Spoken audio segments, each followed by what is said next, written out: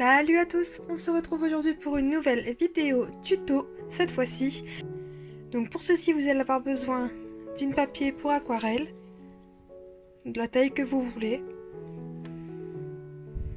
d'eau pour tremper votre pinceau, d'une boîte d'aquarelle, d'un ruban de masquage pour mettre sur le contour. Et pour moi, ce sera donc mon pinceau à la vie. Allez, c'est parti. Et n'oublions pas la feuille de sopalin ou un chiffon à votre convenance pour pouvoir essuyer le pinceau. Si vous n'avez pas de ruban de masquage, vous pouvez très bien utiliser du washi tape.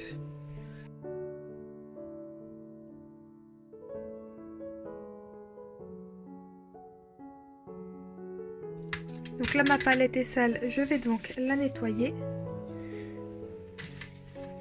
Je vais surtout nettoyer les couleurs dont je n'aurai pas besoin cette fois-ci. Donc là, je vais garder le noir, je vais garder le violet et le rose. Après, moi personnellement, je vais faire des couleurs plutôt réalistes, mais après, si vous voulez utiliser d'autres couleurs, c'est tout à fait possible.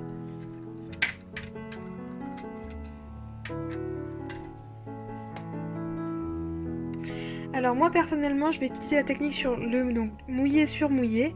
Donc pour ceci, je vais humidifier mon pinceau à la vie et l'appliquer sur ma feuille.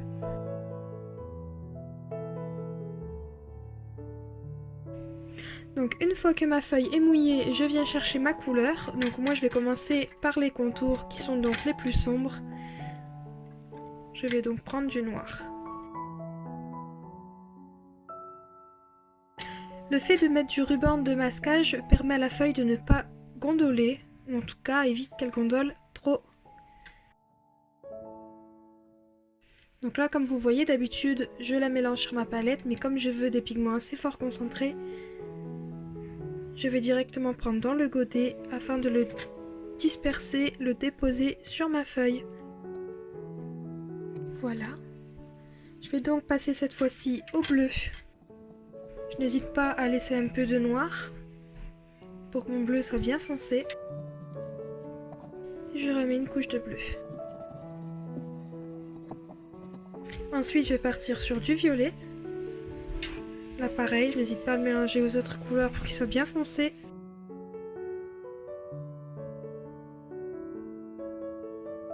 Je n'hésite pas à revenir sur les couleurs si elles me semblent trop sombres.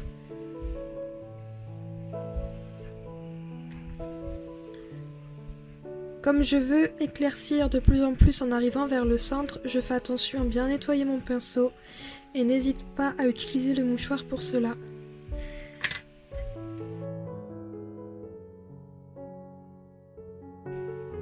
Et ensuite, je termine par le centre avec un jaune que je vais essayer d'éclaircir. Voilà.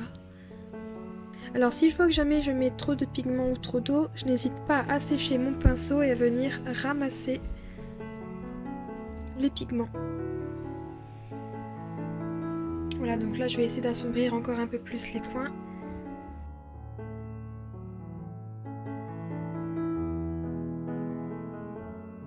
Après, ça sera à vous d'ajuster selon ce que vous voulez comme rendu.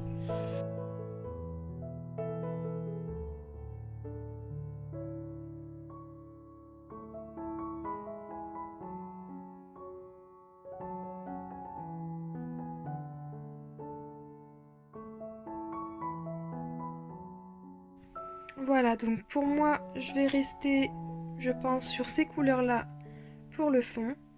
Et bien sûr, qui dit galaxie, dit étoile. Donc pour pouvoir avoir de belles étoiles, il faut utiliser, donc moi personnellement, je vais utiliser mon encre Colorex PBO.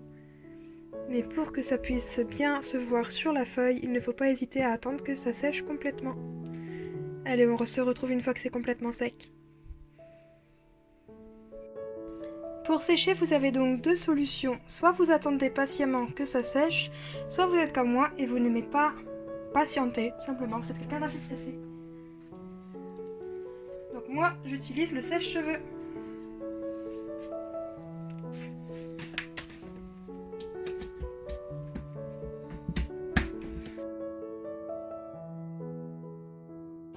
quelque chose à savoir avec donc le sèche-cheveux, c'est qu'il a un point plutôt noir, un point négatif, qui est que si vous avez énormément d'encre qui est à la surface, en fait qui flotte à la surface, ça va juste le pousser. Chose à savoir avec l'aquarelle, c'est comme vous avez pu le constater pendant le séchage, c'est que l'aquarelle va tout simplement s'éclaircir. Donc n'hésitez pas à refaire 1 à 2 couches.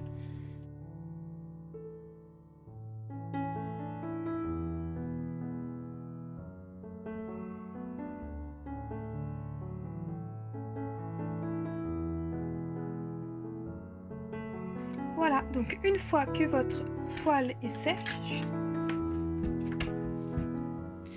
il vous faut donc maintenant prendre votre encre blanche. Alors vous avez le choix, hein, soit vous faites à la main les petits points de la galaxie avec un crayon blanc, Posca, Uniball, ce que vous voulez, soit pour que ce soit plus homogène et plus simplement désorganisé et plus réaliste, le mieux c'est d'utiliser une encre avec un pinceau de ce type là, ou après sinon vous pouvez prendre une brosse à dents aussi, j'ai vu. Moi perso j'utilise un pinceau. Donc hop, tout simplement vous allez tremper votre pinceau dans le blanc.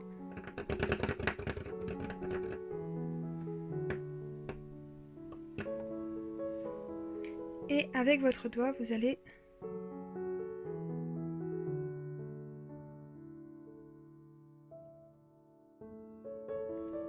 n'hésitez pas à protéger votre bureau ou votre table quand vous faites ça, parce qu'il y a des projections un peu partout.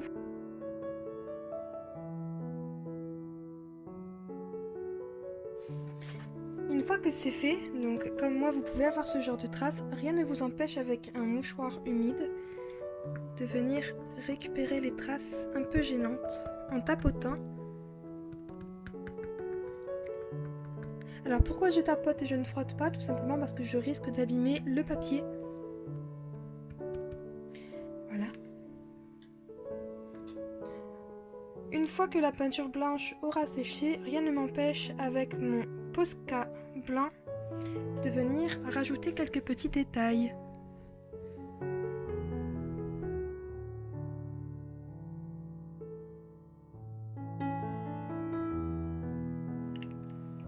Une fois que vos détails ont été rajoutés, vous pouvez maintenant enlever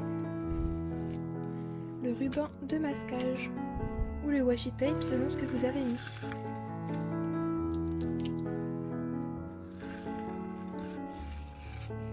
Alors comme moi, selon le type de papier que vous avez et selon le ruban de marquage, vous pouvez tout simplement arracher votre feuille.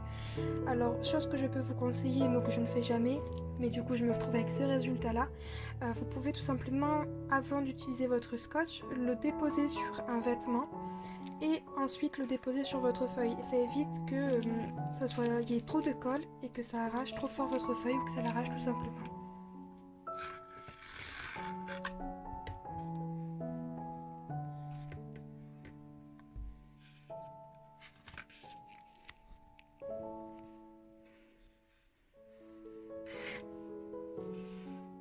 Et voilà, ce tuto est maintenant terminé, j'espère qu'il vous aura plu. Si c'est le cas, n'hésite pas à lâcher un like et à t'abonner pour me soutenir.